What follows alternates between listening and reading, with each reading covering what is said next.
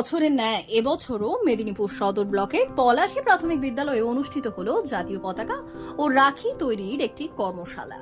এই কর্মশালায় কচিকাচারা প্রায় 1000 রাখি ও 150টির মতো জাতীয় পতাকা তৈরি করেছে।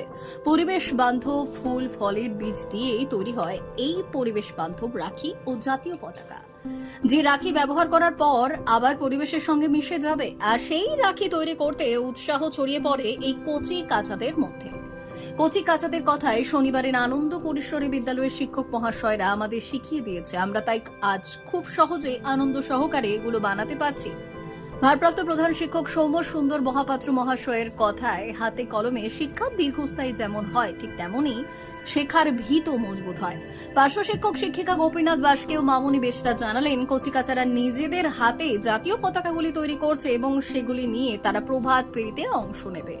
এটা কচি কাচাদের কাছে যেমন আনন্দের, ঠিক তেমনই প্রত্যেক বছর এটা দেখে আমাদের খুব ভালো লাগে। সহ শিক্ষক কৌশিক কুমার লোধ ও অসীম কুমার মণ্ডল বললেন, কচি কাচারা চিরাচরিত রাখির পাশাপাশি ফেলে দেওয়া জিনিস ও সংগৃহীত বিভিন্ন বীজ যেমন তেঁতুল, লাউ, কুমড়ো, পুরুল ও ধান দিয়ে রাখি তৈরি করেছে। এর মাধ্যমে কচি কাচাদের বার্তা দেওয়া হয়েছে, গাছ আমাদের বন্ধু। আজ আমরা রাখি ও জাতীয় পতাকা তৈরি করেছি।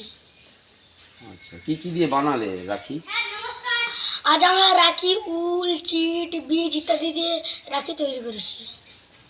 আর এগুলো নিয়ে তোমরা কি করবে? এই রাখিগুলো নিয়ে আমরা এই রাখিগুলো নিয়ে রাখি পূর্ণিমার দিন গ্রামের ছোট বড় সবাইকে পড়াবো এবং নিজেরা স্কুলে এসে বন্ধুদের মধ্যে এগুলো নিয়ে পড়ব। আর জাতীয় পতাকাগুলো কি করবে? জাতীয় পতাকাগুলো নিয়ে আমরা 15ই আগস্টের দিন সকালবেলা প্রভাত ফেরিতে বেরাবো। D news, Palashi.